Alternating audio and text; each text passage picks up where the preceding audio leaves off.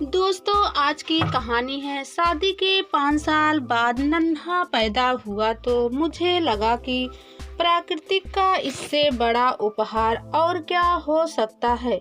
मैं उसका चेहरा एकटक निहारती, पर दिल तक उसकी सूरत उतरती ही नहीं थी। उसका चेहरा बस आंखों में ही बस जाता था। मेरे पति मदन हंसते, आभा तुम इसके चेहरे को किताब की तरह एकटक क्यों देखती हो?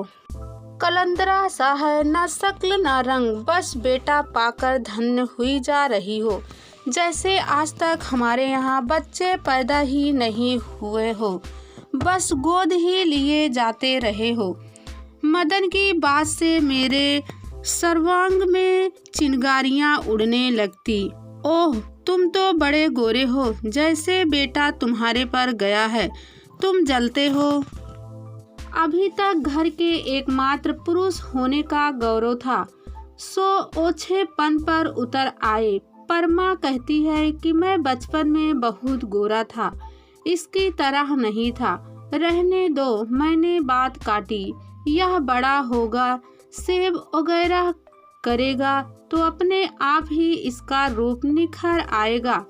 मदन को भले ही दलील दी, पर नन्हे को हल्दी बेसन के उपटन से नहलाती थी। हाय मेरा बेटा, सांवला क्यों हो? नन्हा बैठने लगा तो मैं बलिहारी हो गई।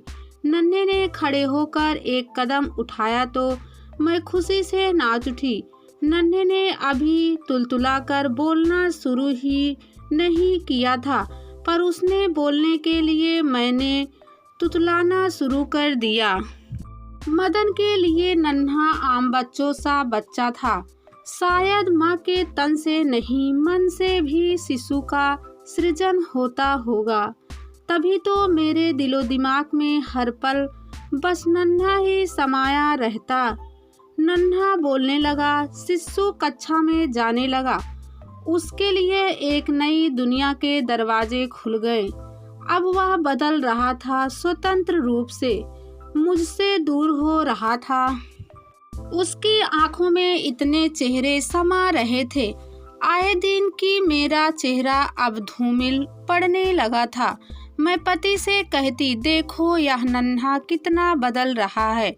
मदन बीच में ही बात काट कर कहते, तुम क्या चाहती हो? वह हमेशा तुम्हारे आंचल में मुंह छुपाए लुक्का छुपी ही खेलता रहे। अब वह शिशु नहीं रहा, बड़ा हो गया है, कल को किशोर होगा और भी बहुत तरह के बदलाव आएंगे। तुम भी हद करती हो आभा। नन्हे को मुझे किसी भी बात के लिए टोकना रोकना नहीं पड़ा। स्कूल से आकर कपड़े बदल कर खाना खाता और अपने आप ही गृह कार्य करने बैठ जाता था। मेरी मदन की जरूरत उसे किसी चीज में नहीं थी। स्कूल के साथियों की बातें वह मुझसे नहीं, मदन से करता था। दूसरे बच्चों को नखरे फरमाइशें करते देखती तो मुझे नन्हे का बर्ताव और भी खल जाता। मैं मदन से कहती, नन्हा और बच्चों की तरह क्यों नहीं है? लापरवाही के अंदाज में वह कहते, शुक्र करो कि वैसा नहीं है। मुझसे तो शैतान बच्चे बिल्कुल सहन नहीं होते। बच्चों के लिए बाहर के बजाय अपने भीतर के अनुशासन में रहना ज़्यादा अच्छा है। फिर तुम खुद ही उसके लिए पहले से ही सब कुछ तैयार करके रखती हो, तो वह मांगे क्या? तुम अपनी तरफ से मस्त हो जाओ। नन्हा बिल्कुल ठीक है। एक बार मुझे बहुत तेज बुखार हो गया। मदन ने छुट्टी ले ली, नन्हे को स्कूल भेजा, फिर डॉक्टर को बुलाकर मुझे दिखाया। दवा फल आदि लाए, फिर उन्होंने खिचड़ी बनाई। मुझे यूँ मदन का काम करना अच्छा नहीं लग रहा था। घर की नौकरानी भी छुट्टी पर चली गई। मैं दुखी होकर बोली, अब बर्तन भी धोने होंगे। मदन मेरे सिर पर हाथ फेरते हुए बोले, बर्तन भी साफ कर लेंगे, तुम निश्चित होकर आराम करो। फिर नन्हा भी तो अब मदद कर देता है। छुट्टी का दिन था। कमजोरी की वजह से आंखें बंद करके मैं निढाल सी पड़ी थी। पास ही नन्हा और मदन कालीन पर बैठे थे। अचानक नन्हा बोला, पिताजी, घर में माँ की क्या जरूरत है? क्यों? तुम्हारी माँ पूरी घर संभालती है, तुम्हें कितना प्यार करती है, खाना बनाती है। अब देखो हम दोनों से ही घर नहीं संभल रहा। क्यों? आप खाना बना सकते हैं, मैं सफाई कर सकता हूँ, बर्तन भी धो सकता हूँ।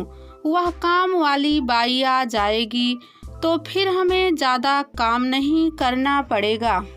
हमें माँ की क्या ज़रूरत है? फिर एक पल को मदन चुप रहे। मेरे भीतर हाहाकार सा मच रहा था। मदन ने पूछा, नन्हे, तुम माँ को प्यार नहीं करते? मैं आपको ज़्यादा प्यार करता हूँ।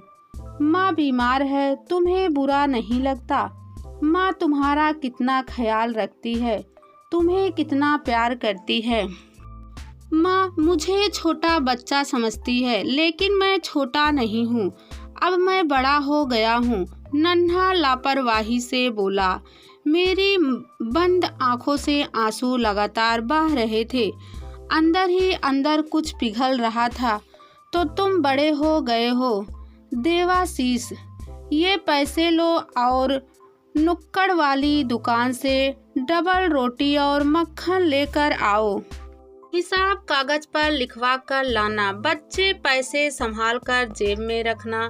मदन ने नन्हे को भेजकर मेरे सिरहाने बैठ धीरे से पुकारा, आभा आभा। पर मैं चुप पड़ी रही। मदन ने मेरे चेहरे पर हाथ फेरा।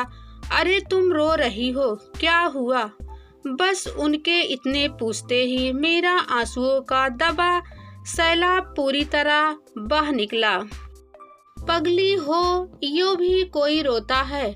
मदन ने भावुक होते हुए कहा। लो ग्लूकोज का गिलास, एक सांस में खाली कर दो।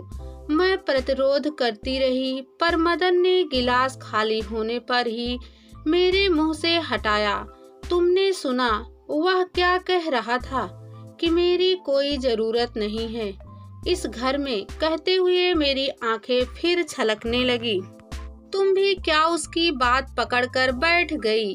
ये उम्र के बदलाव होते हैं। मदन ने सेब काट कर आगे बढ़ाया। लो खाओ और जल्दी से अच्छी होकर हमें अच्छा सा खाना खिलाओ। यार, मैं तो खिचड़ी दलिया और नहीं खा सकता, बीमार हो जाऊंगा। तुम खा नहीं रही हो? चाट मसाला छिड़क दूं, स्वाद बदल जाएगा। मदन उठकर चाट मसाला रसोई से लाए। तभी नन्हा भी अंदर आया। बिल्कुल मदन के अंदाज में उसने सामान मेज पर रखा और जेब से पैसे निकालकर बिल के साथ मदन को दिए। मदन ने बिल और पैसे मुझे दिखाते हुए कहा, देखो तुम्हारा बेटा बड़ा हो गया है, बाजार से अकेले सामान लेकर आया है। अरे वाह, मेरा मन अंदर से उमड़ रहा था। मैं उसका सिर सहलाकर ढेर सा प्यार करना चाहती थी, पर मैंने अपने को रोक लिया। बोली, अब तो अच्छा हो गया, जब तुम घर पर नहीं रहोगे नन्हा मेरा बाजार का काम कर देगा। एक गर्वल्की सी मुस्कान नन्हे के चेहरे पर खिल उठी।